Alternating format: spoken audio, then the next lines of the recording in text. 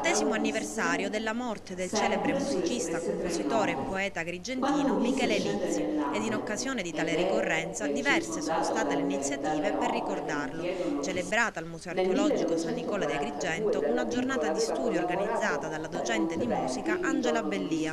Michele Lizzi oggi lo ricordiamo perché è il 40° anniversario dalla morte. Sono molto emozionata per questa ricorrenza perché è un grande musicista, ma è anche un personaggio che ha dato un segno indelebile nella cultura italiana. Lo ricorderemo non solo con questa giornata di studio, con la presenza di relatori che si occupano di discipline affini alla musica, alla filologia, la letteratura, l'archeologia, ma anche attraverso la realizzazione di una mostra all'interno del Museo Archeologico. Nel corso del convegno presentato anche il libro su Michele Lizzi di Gaspare Anello. L'iniziativa è stata voluta dalla direttrice del museo Gabriella Costantino. La sede del museo è la più indicata per vari motivi. Intanto perché alla sua morte i parenti donano nel 1972 gli strumenti di lavoro al Museo Nazionale, quindi che già si trova qui a San Nicola da pochi anni, dal 67, da quando è stata realizzata questa nuova sede, e quindi pianoforte con sgabello e spartiti, ma anche perché per le sue opere, per l'amore che ha nei confronti del mondo classico, la rivisitazione del mito delle sue opere, e alcune sue composizioni le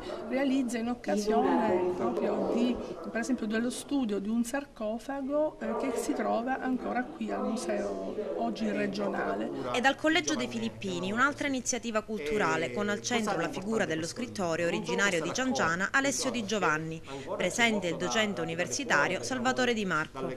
Alessio Di Giovanni rappresenta moltissimo per la cultura siciliana.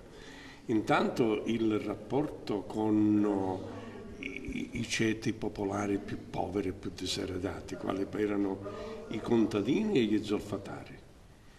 E quindi un ingresso dentro la letteratura dialettale tra fine Ottocento e primo Novecento di queste figure e di questa realtà. Siamo orgogliosi di essere ciancianesi e di avere un poeta come Alessio Di Giovanni, anche perché è stato uno dei primi poeti che ha portato avanti con opere di alto livello letterario, primo a raccontare attraverso la prosa la storia della povera gente del latifondo siciliano, e per noi è molto importante, cioè ancora oggi noi a distanza di anni lo ricordiamo come se fosse sempre in mezzo a noi. Per la sua grandezza poetica e per avere decantato il progetto dell'amministrazione comunale, ma soprattutto